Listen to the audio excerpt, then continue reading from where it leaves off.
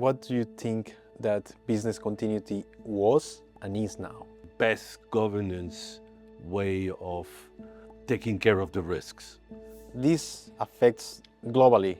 If one is suffering, you have those ripple effects, basically domino effect. Why are we here now? The game is clearly changing.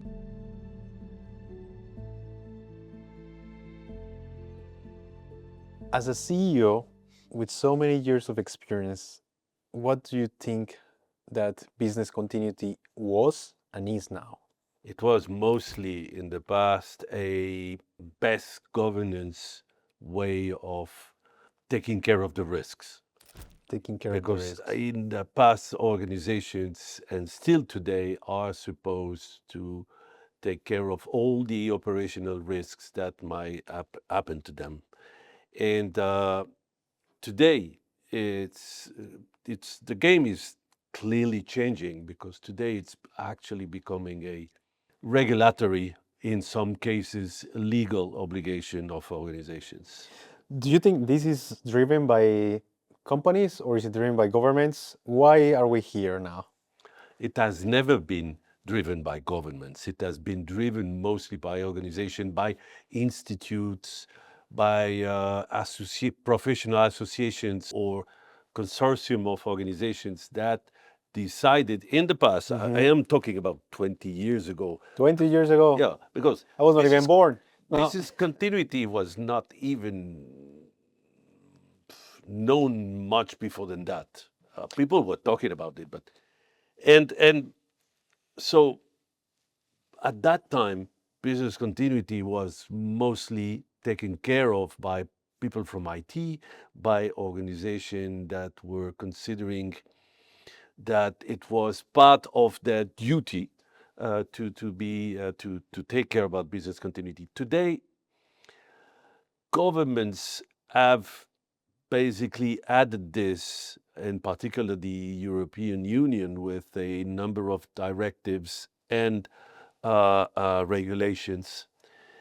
They have decided that it was a obligation for organizations that have some level of importance for the general good.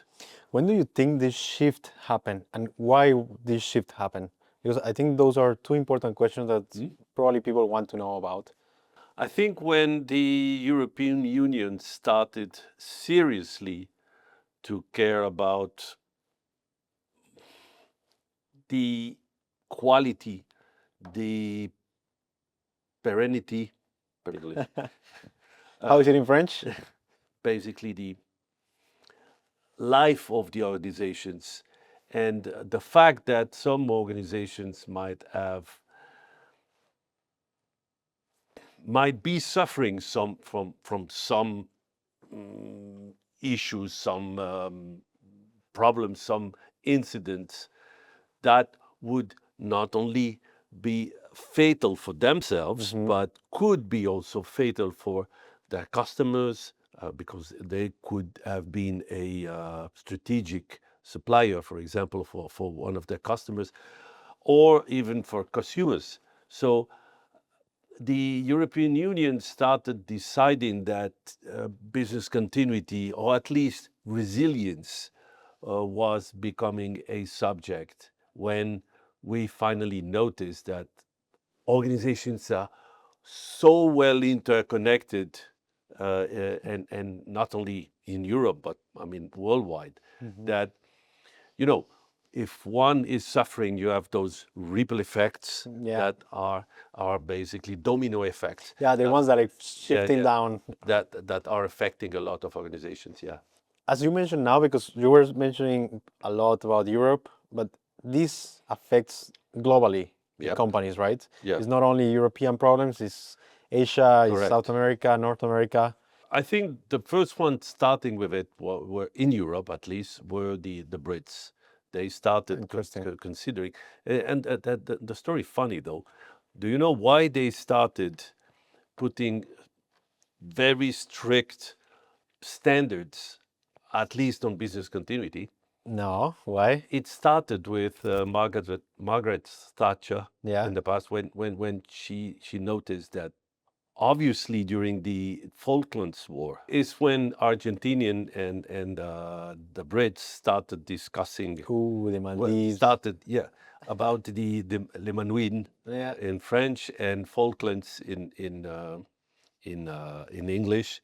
Unilaterally, if I remember well, the Argentinians started invading this island, and the Brits sent over boats and planes just to save.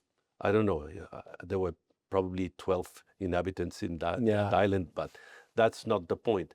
Margaret Thatcher noticed that England won that war, but at great cost because of a lot of issues that they notice about the quality of the data that was transferred, the interruption of critical channels of communications between the government and the different departments, because the ammunition couldn't get to the place Right place. of the battles, for the simple reason because there were discontinuations in the providing process, in the procurement process, basically. Private companies, because at that time private companies were in charge of ammunition. I don't know if it's still the same in England. So that were basically one of the first manifestations of governments taking care of business continuity. And then we basically know that always the US have, because of the federal status, imposed a number of laws, national laws that were to be applied by all the states. We know that a number of countries in Asia have been doing this as well, Japan, Singapore, and basically opened a series of doors that a lot of countries followed. And since 2000, 2003, we have the countries of the Gulf countries, China, Malaysia, Indonesia, and all of the countries we have in Europe. They're all following the same protocols and everything. Also, the banking industry was actually the one who decided unilaterally as well, because it was an association of all the banks. It's actually called the Bank of International Settlements. They are located in Basel, and they all gathered and decided that there was a need of a number of regulations to level Even all the table. Yeah.